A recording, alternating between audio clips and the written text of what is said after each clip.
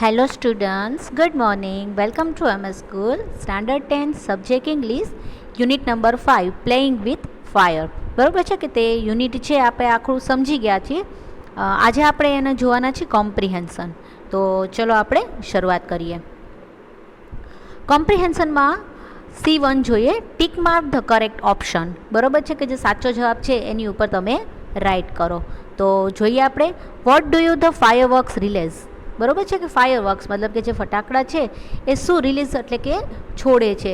બરાબર છે, તો તમને લોકોને ઓપ્શન આપ્યા છે અને સાથે સાથે જો યુનિટ સમજ્યા હશો તો તમને ઓપ્શનમાંથી આન્સર ગોતવામાં પણ સહેલાઈ રહેશે. જેમ કે અહીંયા આપ્યું છે કે shower of colours, excitement, loud explosions, sound and light. બરાબર છે કે કલર છે એના ફુવારા, એક્સાઇટમેન્ટ એટલે ઉત્તેજના, લાઉડ એક્સપ્લોશન એટલે કે મોટો વિસ્ફોટક, કે સાઉન્ડ એન્ડ લાઇટ કે અવાજ અને પ્રકાશ. તો આપણે જોયું છે કે જ્યારે પણ ફાયર છે મતલબ જે ફટાકડા છે એ શું રિલીઝ કરે છે તો કે સાઉન્ડ એન્ડ લાઇટ. બરાબર, તો અહીંયા ઓપ્શન આવશે ડી.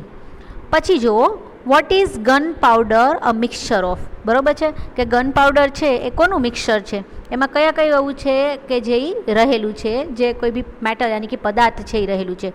તો heat and smoke, oxygen and nitrogen, potassium nitrite, charcoal, sulphur, D આપ્યું છે ચારકોલ ગેસ એન્ડ મેગ્નેશિયમ. તો તમે લોકો જોયું હશે કે જ્યારે આપણે જે યુનિટ સમજ્યા હતા ત્યારે આપ્યું હતું કે એમને ખબર છે કે એક આખું પ્રમાણ તમને આપ્યું હતું કે એટલા એનું એક મેઝર આપ્યું હતું કે આટલા પ્રમાણમાં આટલા પ્રમાણમાં. તો તમે જોયું હશે કે ત્યાં પોટેશિયમ નાઇટ્રેટ, ચારકોલ અને સલ્ફર છે કે જે ગન પાવડરમાં છે એનું મિક્સર છે એવું હોય છે. તો આવશે અહીંયા સી. પછી જો, fireworks were imported to our country from. બરાબર છે કે ક્યાંથી છે એ છે આપણી કન્ટ્રીમાંથી, ક્યાંથી છે એને ઇમ્પોર્ટ છે એ કરવામાં આવે છે. ક્યાંમાંથી તો કે ચાઇના, જાપાન, યુનાઇટેડ કિંગડમ કે USA. તો જો યુનિટ સમજ્યા છો તો તમને આઈડિયા હશે કે ક્યાંથી છે ઇમ્પોર્ટ કરવામાં આવે છે તો છે ચાઇના. બરાબર છે, એ એટલે ચાઇના. પછી જોઈએ, Roger bacon was blank and he belongs to blank. બરાબર કે રોજર બેકન છે એ ખાલી જગ્યા છે અને ખાલી જગ્યાથી બિલોંગ કરે છે, ખાલી જગ્યાથી આવેલા છે. બરાબર, ક્યાંના છે પોતે. તો એ શું હતા અને ક્યાંના હતા તમે જોયું હશે કે આપણે એને કીધું હતું કે જે ગન પાવડર વિશેની જે માહિતી જે કે છે જેને સ્પ્રેડ કરેલી હતી તો એ કોણ હતા સૌથી પહેલાં એ એને જોવાનું છે. તો કે અ પ્રિસ્ટ એન્ડ ચાઇના. બરાબર છે કે એક પાદરી હતા અને ચાઇનાથી આવેલા હતા. બી આપ્યું છે સાયન્ટિસ્ટ અને ઇંગ્લેન્ડ. બરાબર કે વૈજ્ઞાનિક હતા અને ઇંગ્લેન્ડથી આવ્યા હતા. A priest and England, a historian and Japan. Historian મતલબ કે ઇતિહાસકાર, પ્રિસ્ટ મતલબ કે પાદરી આપણે જેને કહી શકીએ. તો એ તો કે બે આપ્યા છે, પ્રિસ્ટ તો બે આપ્યા છે પણ જે ક્યાંથી બિલોંગ્સ કરે છે તો એમાં ચાઇના અને ઇંગ્લેન્ડ આપ્યું છે. તો એ પ્રિસ્ટ તો હતા જ પણ બિલોંગ ક્યાંથી કરે છે તો કે ઇંગ્લેન્ડથી, એટલે અહીંયા આવશે સી. જોઈએ પછીનું. હવે ફિફ્થ જોઈએ, how do we feel when we see crackers exploding in the sky.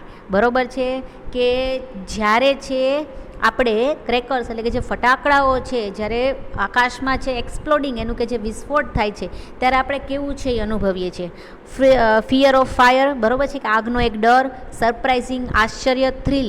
બરાબર છે, રોમાંચિત, કે રિસ્પેક્ટ ફોર સાયન્સ કે વિજ્ઞાન માટેનો આદર. તો તમને શું લાગે છે આ ચારમાંથી કયો ઓપ્શન આવશે એ તમારે જાતે કરવાનું છે.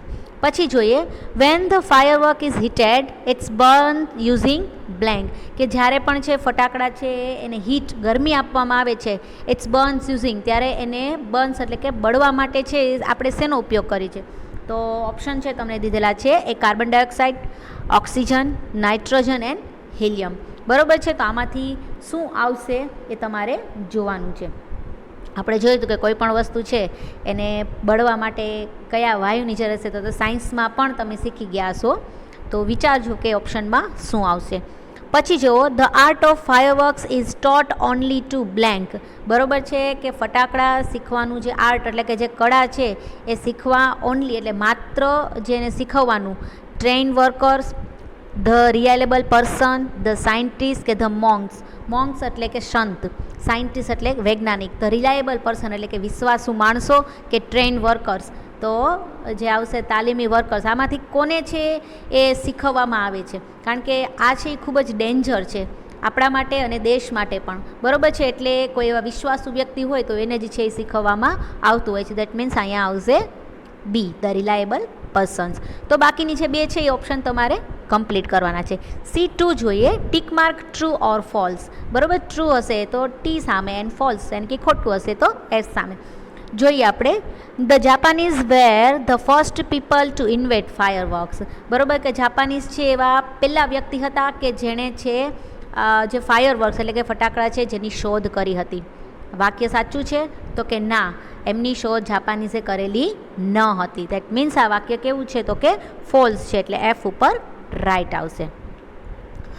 પછી જોઈએ, an Australian monk revealed the secret of fireworks. બરાબર, કે ઓસ્ટ્રેલિયાના મોન્ક એટલે કે સંત છે કે જેણે ફાયરવર્ક્સનું જે રહસ્ય છે એ બહાર પાડેલું હતું. તો આપણે જોયું હતું કે ઇંગ્લેન્ડના જે પ્રિસ્ટ હતા, આપણે આગળ હમણાં આવ્યું કે રોજર બેકન, કે જેને છે એ બહાર પાડેલું, મતલબ કે ઓસ્ટ્રેલિયાના નહોતા પણ ક્યાંના હતા તો કે એ ઇંગ્લેન્ડના હતા. બરાબર છે, તો આ વાક્ય પણ કેવું થશે તમારું ફોલ્સ, યાની ખોટું છે. The Asian tax describing fireworks in Sukranti. બરાબર છે, કે જે પ્રાચીન આપણા પુસ્તકો છે જે એમાં છે સુક્રાંતિમાં છે એ આ ફાયરવર્ક્સ છે એમનું વર્ણન છે એ કરેલું છે. તો હા, એ વાત શું છે તો કે સાચી છે. આપણે જોયું હતું કે સુક્રાંતિમાં છે એ ફાયરવર્ક વિશે છે આપણે માહિતી છે એ મળે છે. મતલબ કે આ વિધાન કેવું છે, એ મીન ટ્રુ છે. પછી જોઈએ, Sivakasi is the major producer of fireworks in India. બરાબર છે, કે આપણે જોયું હતું ને કે શિવકાશી છે એમાં જ નાના નાના યુનિટમાં જે ફાયરવર્ક્સ છે કે જે બનાવવામાં આવે છે. તો શિવકાશી છે એ ઇન્ડિયામાં મોટા પાયે અથવા તો વધુમાં જે ઉત્પાદન ફાયરવર્ક્સનું છે એ ઉત્પાદન કરતું છે. તો સાચું છે કે ખોટું? દેટ મીન્સ આ વિધાન કેવું છે તો કે સાચું છે.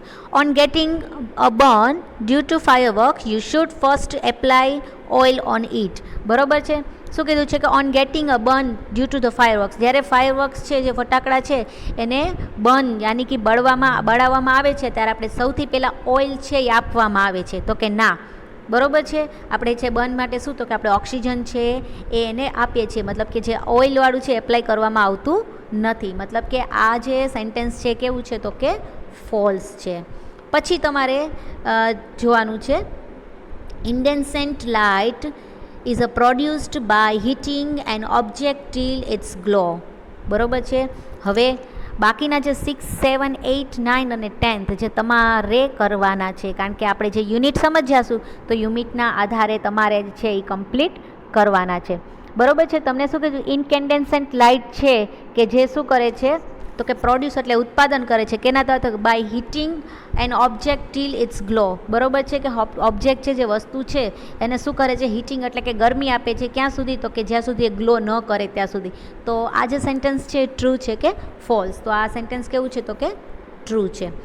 પછી જુઓ, the formula of gun powder is a perfect and need not be change. બરાબર છે, કે જે ગન પાવડર બનાવવાનું જે ફોર્મ્યુલા છે, બરાબર છે, એ ફોર્મ્યુલા ચોક્કસ છે અને એમાં કોઈપણ જાતના ફેરફાર છે એ થતા નથી. કોઈપણ જાતના ફેરફારની જરૂર નથી.